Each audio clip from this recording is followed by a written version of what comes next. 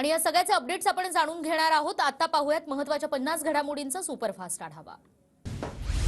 मुख्यमंत्र्यांना वर्षा निवासस्थानी गुंडांच्या टोळ्या येऊन भेटतात। महिनाभरात वर्षावर आणि मंत्रालयाच्या 6व्या मजल्यावर गुंड टोळ्यांच्या म्होरक्यांबरोबर बैठका, राऊतांचा आरोप। वर्षा बंगल्यावर आणि मंत्रालयाच्या 6व्या मजल्यावर ज्या त्यांच्या राजकीय बैठका होत आहेत असं म्हणतायत ना, त्या फक्त गुंड टोळ्यांच्या म्होरक्यांबरोबर बैठका होत आहेत आणि मुंबईतला एक माजी पोलीस अधिकारी हे सगळं घडवून आणतो। गुंडांना मंत्रालयात बनवलेले रील्स, वडेट्टीवारांकडून ट्विट। गुंडांना रील्स बनवण्यासाठी मंत्रालय खुलं केल्याबद्दल अभिनंदन। राज्यातील गुंडांचे अच्छे दिन आलेत, विजय वडेट्टीवारांची टीका। कुणी भेटायला येतं त्याला मर्यादा घालता येत नाहीत, फोटो काढण्यासाठी आलेल्यांना नाही म्हणता येत नाही। संजय राऊतांच्या टीकेनंतर मंत्री दीपक केसरकर यांचं प्रत्युत्तर।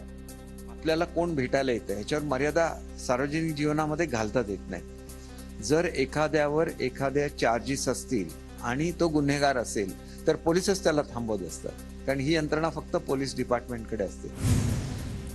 एकनाथ शिंदे सतत जनतेत असतात, त्यामुळे अनेक लोक मुख्यमंत्र्यांना भेटतात, तर संजय राऊतांना कोणीही सिरियस घेत नाही। दादा भुसे यांची प्रतिक्रिया। राज्यात सरकार निर्मित गुंडराज, सरकारचे बगलबच्चे अधिकाऱ्यांना धमक्या देतात, नाना पटोलेंचा आरोप। या सरकारने जे गुंडाराज चालू केलेला आहे तो तातडीने थांबवला पाहिजे। हे सरकार निर्मित गुंडाराज आहे। त्यांचे जे बगलबच्चे आहेत या सरकारचे, हे बगलबच्चे अधिकाऱ्यांना धमक्या देतात, त्यांच्याकडून खंडणी वसूल करतात। महायुती सरकार साडी घोटाळा करतंय, 1 कोटी साड्या वाटून मतं घेण्याचा सरकारचा प्रयत्न, विजय वडेट्टीवार यांची सरकारवर टीका। महिलांना साडीची भेट देऊन निवडणुकीच्या तोंडावर मतं मिळवण्याचा महाराष्ट्रातल्या पुरोगामी महाराष्ट्रात नवीन साडी घोटाळा या राज्यामध्ये आता सुरू झालेला आहे। राज्यात 2 अलिबाबा आणि 40 चोर, या चोरांनी भ्रष्टाचारानं महाराष्ट्र व्यापून टाकला। आता लोक सरकारला मत देणार नाहीत, विजय वडेट्टीवार यांचा शिंदे आणि अजित पवारांवर हल्ला। आम्ही म्हणालो होतो अलिबाबा आणि 40 चोर, पण आता 2 अलिबाबा 80 चोर अशी स्थिती राज्याची झाली आहे। हे पक्ष फोडून गेलेले 2 अलिबाबा आणि त्यांचे 40 चोर। अजित पवारांच्या देवगिरी बंगल्यावर आज सायंकाळी 7 वाजता बैठक, भुजबळांची नाराजी आणि राजीनाम्याच्या भूमिकेवर चर्चा होणार। अजित पवार गटाचे नेते, मंत्री आणि आमदार बैठकीला उपस्थित असणार। अपात्रतेसंदर्भातील नार्वेकरांच्या निकालाविरोधातील याचिकेवर 12 फेब्रुवारीला सुनावणीची शक्यता। काल सुप्रीम कोर्टात कपिल सिब्बल यांच्याकडून प्रकरण मेन्शन। सुप्रीम कोर्टाच्या झापण्याला आम्ही फार किंमत देत नाही, कोर्टाच्या झापाझापीचं आम्ही स्वागत करतो, पण निर्णयाचं काय? कोर्टानं झापून सुद्धा नार्वेकरांचा निकाल हा हुकुमशाहीसारखा, संजय राऊतांचं वक्तव्य। सर्वोच्च न्यायालयाच्या झापण्याला काय आम्ही फार किंमत देत नाही, आम्ही आदर करतो। महाराष्ट्राच्या प्रकरणात सुद्धा बेकायदेशीर घटनाबाह्य सरकारला च्या निर्णयात त्यांनी झापलं होतं, बरं का। त्यांची झापाझापी ही चांगली आहे, आम्ही स्वागत करतो त्यांच्या झापाझापीचं, पण निर्णयाचं काय? मनोज जरांगे आजपासून 4 दिवस आळंदी, मुंबई, नाशिक आणि बीड दौऱ्यावर। आज मनोज जरांगेंचा आळंदीमध्ये मुक्काम, तर उद्या दादरमध्ये वकिलांसोबत जरांगेंची बैठक। मराठा समाजातील सर्व आमदार आणि मंत्र्यांनी आरक्षणासाठी अधिवेशनात आवाज उठवावा, जरांगेंची मराठा समाजातील नेत्यांना विनंती। छगन भुजबळांनी नाभिक समाजाची माफी मागावी, त्यांनी जाणून बुजून नाभिक समाजाची बदनामी केली, जरांगेंची टीका। या गोरगरीब नावी बांधवांची माफी मागायला पाहिजे। तो जर खास मंत्री असला, खास ओबीसीचा नेता असला ना, त्याने जाहीरपणाने त्या गोरगरीब नावी बांधवांची माफी मागितली पाहिजे, तर तो खास नेता। तो मागणार नसाल ना, तो जाणून बुजून त्यांचा अपमान करण्यासाठी तो शब्द वापरल्याचा अर्थ असा होणार आहे। आता भुजबळांनी नाभिक समाजाचा अपमान केलेला नाही, नाभिक समाजाची माफी मागण्याचा प्रश्नच येत नाही, बबनराव तायवाडे यांचा जरांगे पाटलांना प्रत्युत्तर। नाभिक समाजाबद्दल भुजबळ साहेबांनी कुठलेही अपशब्द वापरलेले नाही, त्याच्यामुळे माफी मागण्याचा प्रश्नच नाही।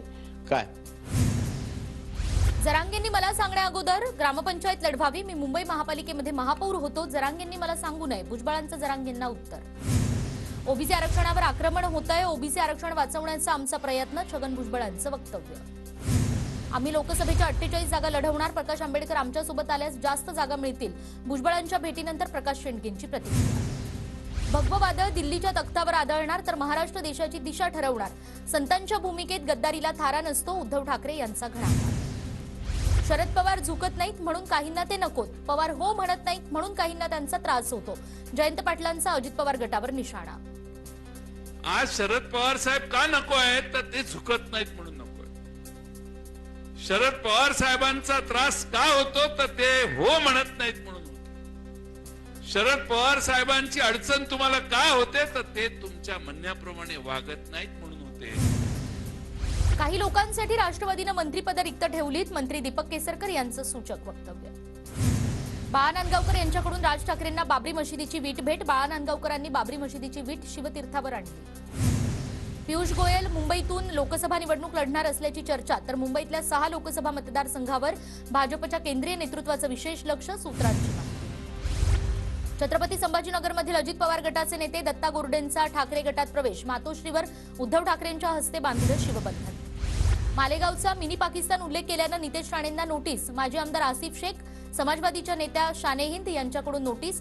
मालेगावकरांची माफी मागावी अन्यथा खटला दाखल करणार, नितेश राणेंना पाठवलेल्या नोटीसमधून इशारा. निवडणुकांच्या अनुषंगानं 3 राज्यातील अधिकाऱ्यांची बैठक. महाराष्ट्रासह तेलंगणा आणि कर्नाटक राज्यातील अधिकाऱ्यांची ही बैठक आगामी निवडणुकांच्या पार्श्वभूमीवर नियोजन सुरू. सोलापूरच्या बार्शीमध्ये लवकरच जरांगे पाटलांची सभा होणार. बार्शी तालुक्यातील मराठा समन्वयकांनी जरांगे पाटलांना दिलं निमंत्रण, लवकरच तारीख जाहीर करणार. नागपुरातील संविधान चौकात आदिवासी गोंडगोवारी आंदोलकांचं आमरण उपोषण सुरूच. गोंडगोवारी समाजाला एसटीतून आरक्षण देण्याची मागणी, आमरण उपोषणाचा 12वा दिवस. नाशिकमध्ये दिनकर पाटील यांच्या उमेदवारीसाठी वारकरी संप्रदायाचे अनुयायी आग्रही. नाशिक लोकसभा मतदारसंघात पाटील यांना भाजपकडून उमेदवारी देण्याची मागणी. अमरावती महानगरपालिकेवर शेकडो आशा सेविका आणि गटप्रवर्तकांचं आंदोलन. पगारवाढीच्या प्रश्नावर तोडगा न निघाल्यानं सेविका आक्रमक, सरकार विरोधात जोरदार घोषणाबाजी. सांगलीच्या राजेवाडी येथील सद्गुरू साखर कारखान्याविरोधात स्वाभिमानी शेतकरी संघटनेचं आंदोलन. संतप्त कार्यकर्त्यांचा कारखान्यांमध्ये घुसण्याचा प्रयत्न, पोलीस आणि स्वाभिमानीच्या कार्यकर्त्यांमध्ये झटापट. जळगावच्या 40गावमध्ये रस्त्यावर एसटी बस बंद पडल्यानं विद्यार्थ्यांचा धक्का. बस अचानक बंद पडल्यानं शहरात वाहतूक कोंडी, राज्य परिवहन मंडळाचा ढिसाळ. धुळ्यामध्ये बोगस जीएसटी अधिकारी प्रकरणात विविध 12 बँक खाती सील. गुन्ह्याची रक्कम 2.5 कोटी रुपयांपर्यंत. आतापर्यंत 4 आरोपींना अटक. बीडमधील परळी बसस्थानकात सुविधांची वाढवा, अस्वच्छ स्थानक, बंद पाणपोई यासारख्या अनेक समस्यांमुळे प्रवासी त्रस्त. कोल्हापुरात अनोख्या मागण्यांसाठी सायकल रॅली. लग्नासाठी पोरगी आणि कोल्हापुरात समुद्र आणि मटण स्वस्त झालंच पाहिजे या मागण्यांसाठी कोल्हापूरकरांची रॅली. रॅलीला नागरिकांचा उत्तम प्रतिसाद. कोल्हापूरच्या महालक्ष्मी मंदिरात सर्वच सुरक्षा रक्षक शस्त्रधारी नकोत. उच्च न्यायालयाकडून स्पष्ट. सुरक्षा रक्षकांच्या आवश्यकतेचं प्रतिज्ञापत्र सादर करण्याचे आदेश. राज्यातील निवासी डॉक्टर उद्यापासून संपावर. मानधनवाढ, प्रलंबित भत्त्यांसह विविध मागण्यांसाठी उद्यापासून निवासी डॉक्टरांचा संप. वैद्यकीय शिक्षण मंत्री हसन मुश्रीफ यांच्यासोबत झालेली चर्चा निष्फळ. राज्यातील बहुप्रतीक्षित शिक्षक भरतीची जाहिरात प्रसिद्ध. एकूण 21,678 पदांसाठी भरती होणार. भरतीमध्ये मराठीसाठी सर्वाधिक 18,373 जागा. धारावी पुनर्वसनासाठी केंद्र सरकारकडून मिठागरांची 283 एकर जागा घेणार. मंत्रिमंडळाच्या बैठकीमध्ये शिक्कामोर्तब. मुंबई विद्यापीठाच्या पदव्युत्तर विधी शाखा द्वितीय सत्र परीक्षेचा निकाल रखडला. 2 महिन्यांनंतरही निकालाची प्रतीक्षाच. निकालात होणाऱ्या विलंबामुळे विद्यार्थ्यांचं नुकसान. एअर इंडिया कर्मचाऱ्यांना हायकोर्टाचा दिलासा नाही. इमारत पाडकामाला आव्हान देणारी याचिका फेटाळली. वकिलाच्या एअर इंडिया कॉलनीतील 19 रिकाम्या इमारती पाडल्या जाणार. मुंबईत महापालिका कोरोनाप्रमाणे टीबी आणि डेंग्यूच्या सब व्हेरियंटची जिनोम सिक्वेन्सिंग चाचणी करणार. विशिष्ट प्रकारच्या विषाणूवर उपचार करणं शक्य होणार. कस्तुरबा रुग्णालयात अद्ययावत टीबीसी आणि एडीएसटी प्रयोगशाळा सुरू. पुणे मेट्रोची जिल्हा न्यायालय ते स्वारगेट भुयारी मार्गावर चाचणी. मुठा नदीपात्राखालून मेट्रो धावली. पुण्याच्या रिंगरोड भूसंपादनाचं काम अंतिम टप्प्यात. जमीन मालक मालामाल या महत्वाकांक्षी प्रकल्पासाठी 6 तालुक्यातील 84 गावातून भूसंपादन. पुणे महापालिकेचा हायड्रोजन निर्मितीबाबत एक पाऊल पुढे. प्रायोगिक तत्वावर 0.6 टन हायड्रोजनची निर्मिती केली जाणार. पीएमपीएमएल बससाठी इंधन वापरले जाणार. वाहतूक कोंडीमध्ये पुणे जगात 7व्या स्थानी. दिवसेंदिवस शहरातील वाहतूक समस्येमध्ये मोठी वाढ. टॉमटॉम वाहतूक निर्देशांक जाहीर. पुणेकरांना 10 किलोमीटरचा प्रवास करण्यासाठी 2023 मध्ये सरासरी 27 मिनिटं 50 सेकंदांचा वेळ लागला.